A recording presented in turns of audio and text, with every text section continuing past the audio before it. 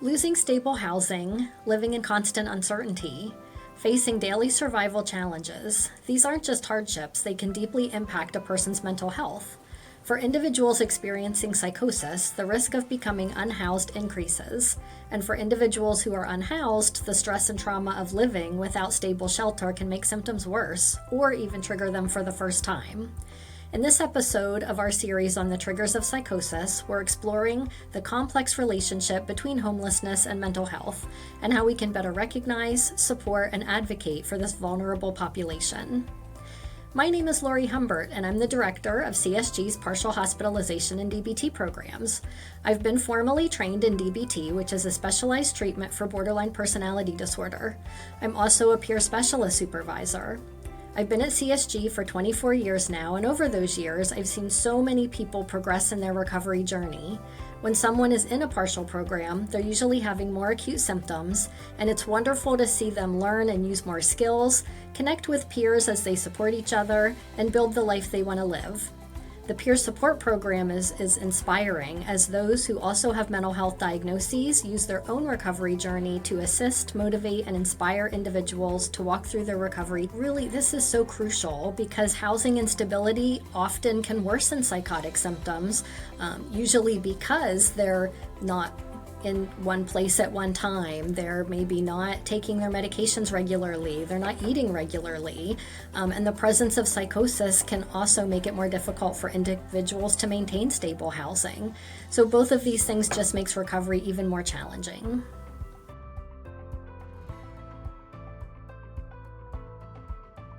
What we call the negative symptoms of psychosis, such as hallucinations and delusions, often disrupt family relationships and other sources of social support, so they may be asked to leave their current housing situation. In addition, they're frequently unable to work, so they experience poverty.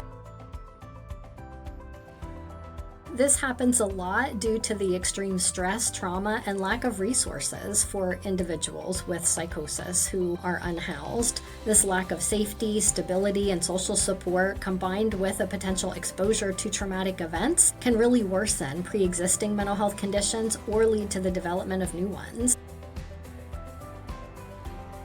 There are several. Stress and trauma can trigger or intensify symptoms of psychosis because not having housing itself is a highly stressful and traumatic experience. You may be living on the street or in your car and be worried about your safety, which then leads to people experiencing a lot of violence or theft, and the lack of stable housing and consistent meals and basic necessities contributes to a lot of emotional distress. There's also a lack of access to care that can lead to worsening symptoms. Unhoused individuals often have difficulty accessing and adhering to mental health treatment. They lack transportation, they lack insurance, and stable living situations that help them to be able to follow a structured schedule, to take medications on time, to get to regular appointments.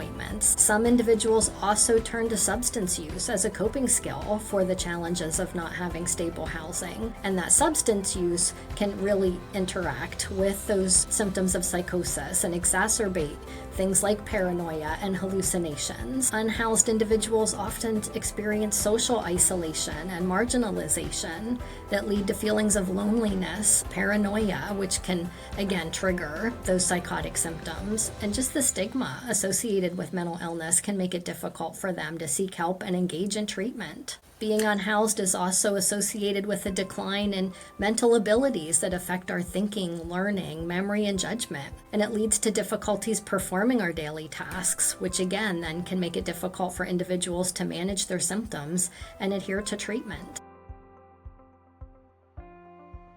A lot of times you see changes in behavior and changes in daily functioning. So things like becoming withdrawn socially, developing strange or very strong beliefs or emotions that maybe you haven't seen before. They have difficulty thinking logically and problem solving. They often neglect their personal hygiene, have suspiciousness or paranoia about the world around them, problems concentrating, and certainly altered sleeping and eating habits.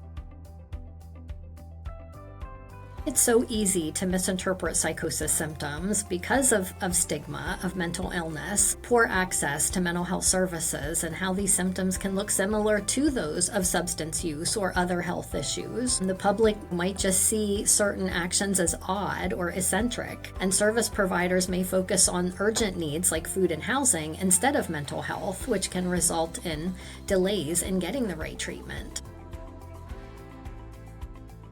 Unfortunately, there are numerous barriers. So first of all, they lack the financial resources necessary to pay for mental health treatment. They might not have insurance coverage, which again would make it difficult to get into services. We all know the healthcare system can be very complex and difficult to navigate, especially for those who lack reliable transportation or the thinking and logical judgment skills to understand and navigate the system. They also may face discrimination from healthcare providers, making it really difficult to receive respectful and compassionate care. They also have really practical barriers, which include lack of housing. Living on the streets can make it really difficult to get to appointments, take medications, get to the pharmacy, and maintain the stability needed for mental health. Again, we talked a little bit before about safety and security when you're unhoused and difficulty traveling to and from appointments. So those things can be really difficult. Even if someone is living in a shelter, the services they need may be far away from those shelters and they're unable to get there. They're unable to safely store their medications or access refills, which can affect the effectiveness of treatment.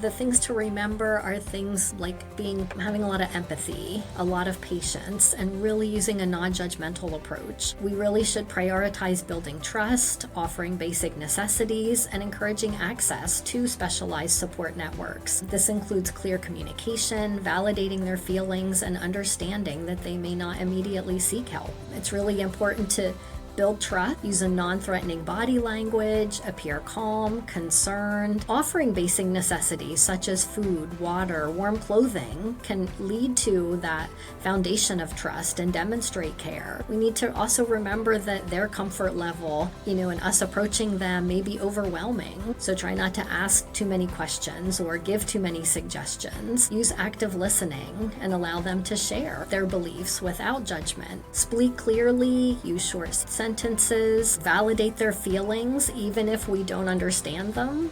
Really focus on their feelings instead of challenging those beliefs or those thoughts that we know may not be factual, and be patient. It takes a lot of time to build trust. We also want to encourage support and give them choices. We want them to have a sense of control over what's going on with them. Again, connecting them to support groups, housing resources, mental health professionals, and allowing them to make the decisions about what they want to access first, and helping support them to make that happen. Remember to don't force help. Respect their autonomy. Don't argue or challenge them. Be mindful that certain things may trigger them to feel more emotional or to be confused about what's going on. And most of all, seek support for yourself. Approaching someone experiencing psychosis can be challenging, so get support from friends, colleagues, mental health professionals if needed. Early intervention should really include outreach, home visits, community support, getting needs like food and safety as a first priority. And every person is different, so we need to make sure that what we're doing is really tailored to the unique individual circumstances to help them get what they need. Trust is so important for that open communication, allowing someone to let you in, to help them with whatever their needs are. These individuals, especially when they're unhoused, don't have a safe space to discuss their concerns. So making that connection is so important. It's also helpful as they're, trying to find housing, trying to find therapy, trying to get their medication. If individuals don't trust the people who are offering help, they're not going to follow through with any of those things. It also helps to feel connected. So we talked before about that social isolation, which can be so disruptive for them. So building trust gives them that sense of connection and belonging to kind of help them trust what they would like to do for their next steps. It can also help empower them to take control of their own lives and make those positive choices. Compassion is just so crucial. We've talked about trust, we've talked about helping people feel safe. I think those things lead to compassion. It really helps reduce suffering, helps build stronger communities, helps the individuals feel valued and cared for, which just can improve better mental and physical health. So that early action allows for really good interventions, preventing crises, that could happen along the way, helping people stay out of the hospital and stay out of jails, when they're experiencing these things. Yeah. Stable housing and strong mental health are deeply connected. Everyone deserves the chance to feel safe, supported, and hopeful about their future. If you or someone you care about is experiencing early symptoms of psychosis, whether housed or unhoused, help is available. Early intervention works, compassion and dignity work, and recovery is possible. To learn more about recognizing early signs, finding support, or getting connected with our EPIC program, visit csgonline.epic. And if this video was helpful, please consider sharing it. You never know who might need this message today.